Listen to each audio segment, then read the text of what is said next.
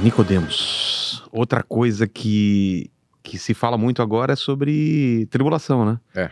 Pandemia, guerras, rumores de guerra, anticristo e tudo mais, mas eu fico me perguntando se em outras épocas também não se falava isso, né?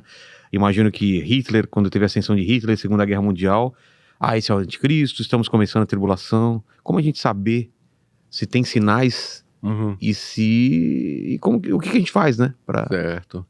Olha, Rogério, eu acho o seguinte, eu acho que há uma má compreensão muito comum do sermão escatológico de Jesus, que inclusive você citou uma passagem aí agora. Jesus, indagado pelos discípulos sobre como seria o fim do mundo e quando é que ele voltaria, não é? Exatamente. Aí ele deu uma lista de coisas que na época era meio impensável. Ele disse que surgiriam guerras, rumores de guerras. Havia a chamada Pax Romana, o Império Romano estava em paz, né, mantida a força militar, mas estava em paz. Mas ele disse, vai ter guerra, rumores de guerra.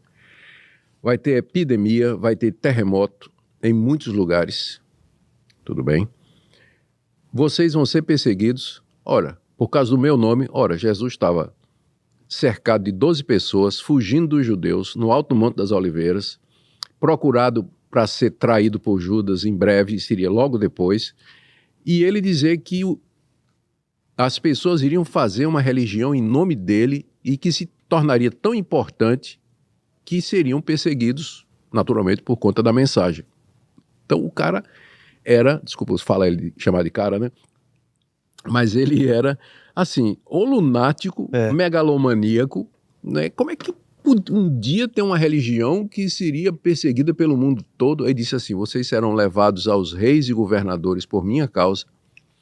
O evangelho vai ser pregado no mundo todo.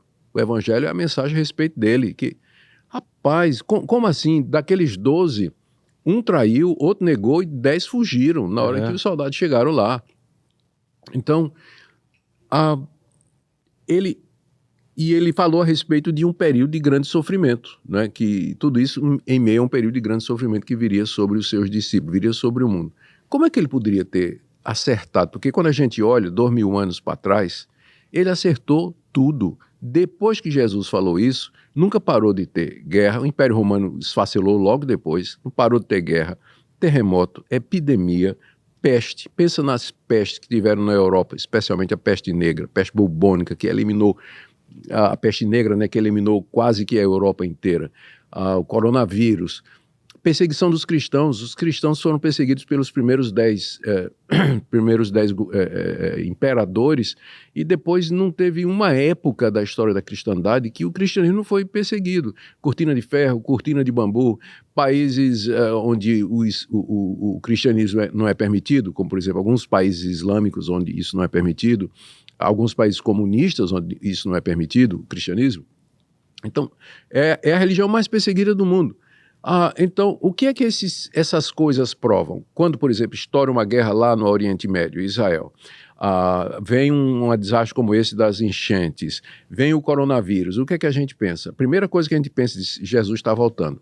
Mas esses sinais não foram dados para a gente marcar a chegada da vinda de Jesus, mas para ter certeza de que ele vai voltar. Porque se ele acertou nessas coisas, ele também vai acertar quando ele diz que aí, então, eu vou voltar. Vocês verão o meu sinal nas nuvens vindo com os anjos. Então, quando eu vejo essas coisas, e eu vejo o sofrimento que a humanidade toda passa, eu interpreto a tribulação não só como um período único específico, mas como sendo a constante durante todos esses séculos, desde que Jesus falou, sempre, como você mesmo disse, né? Nós, pouco tempo saímos da Segunda Guerra Mundial, antes disso a Primeira, as guerras que marcaram a Idade Média, as cruzadas e tanta guerra, não houve um dia em que não tivesse uma guerra, um país contra outro, aqui nesse mundo. Então, eu não digo assim, é a grande tribulação, eu digo, isso faz parte dos sinais que Jesus disse que haveriam de acontecer para garantir que só ele resolve esse mundo e que ele está chegando para fazer isso. Diante disso, o que é que eu faço? Eu amo, eu adoro, eu sirvo e eu quero viver para a glória dele em tudo que eu fizer. Isso aí é a reação correta diante da veracidade, quando a gente constata a veracidade de tudo aquilo que Jesus falou, Rogério. Mas estamos vivendo uma época, muita coisa acontecendo, né? Tem muita coisa acontecendo. São sinais, de qualquer forma, são sinais? Eles são sinais de que o mundo não tem conserto por ele mesmo, que os esforços humanos não vão resolver. São sinais de que alguma coisa está radicalmente errada na realidade, na criação, na humanidade, no mundo. É sinal de que algo pior vem pela frente e sinal de que esse mundo precisa de um clímax, o que os americanos chamam de closure, é um encerramento pacífico, porque, como você disse, tem muita coisa acontecendo, o mundo em guerra, pontas abertas, avenidas novas, coisas inimagináveis acontecendo e parece que tudo está ficando fora de lugar, precisa de chegar um momento de arredondar, fechar. Está tudo levando para isso. Isso vai acontecer quando Jesus vier. Antes disso, não. E qual é o sentimento que a gente tem que ter em relação a isso? Medo? Atenção? O quê? Se você ama Cristo, se você de fato ama, crê nele e entregou sua vida a ele, é um sentimento de expectativa boa, ao mesmo tempo de tristeza pelo que vai acontecer com aqueles que rejeitam o Evangelho e rejeitam Jesus como Senhor e Salvador.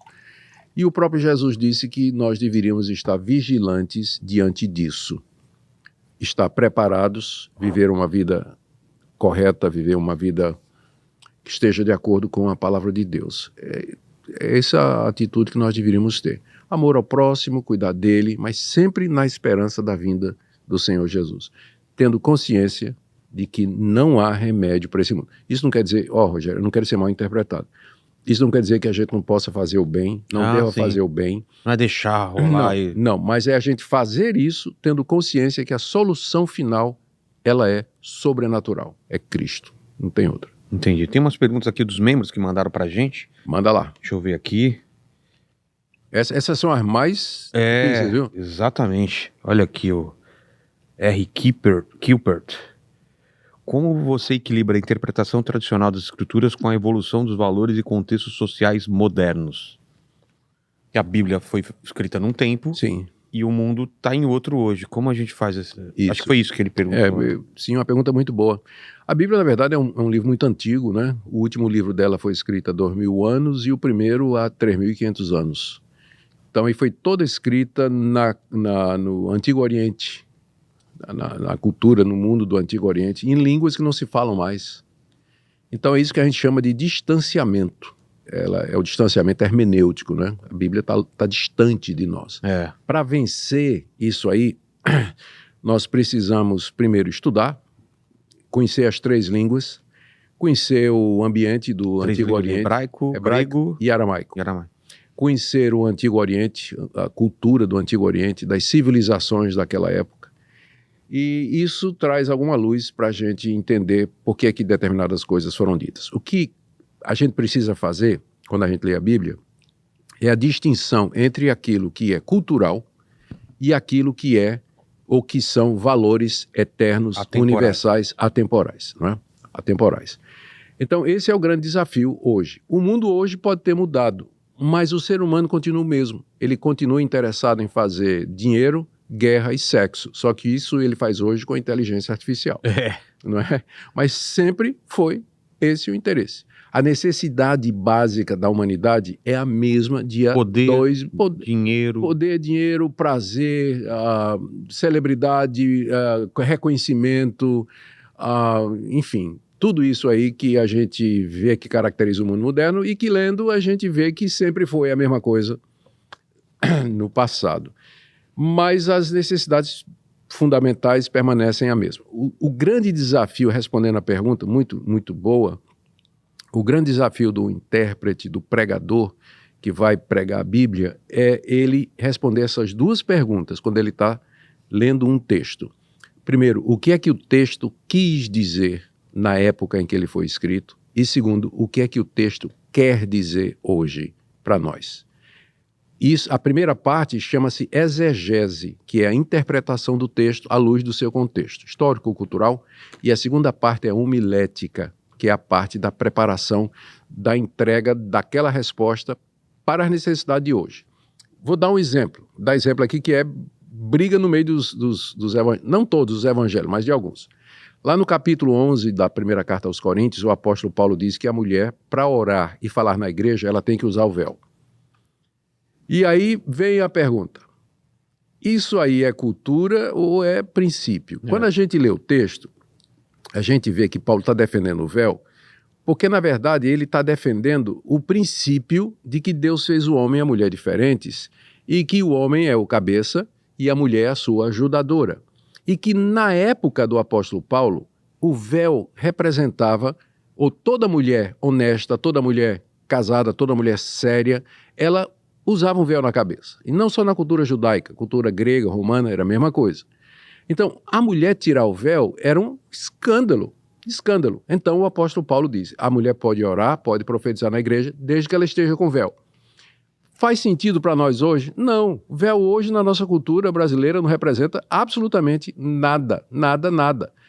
Então, eliminamos o elemento cultural, mas ficamos com um princípio, ou seja, de que Deus fez o homem e a mulher distintos e que deu diferentes papéis que devem ser respeitados. O homem é o cabeça, a mulher é a sua ajudadora, a sua companheira. O véu simbolizava isso naquela época, não simboliza mais hoje, não tem o menor sentido. Então, eliminamos a expressão cultural e ficamos com o princípio que é atemporal, para usar a palavra top que você usou aí.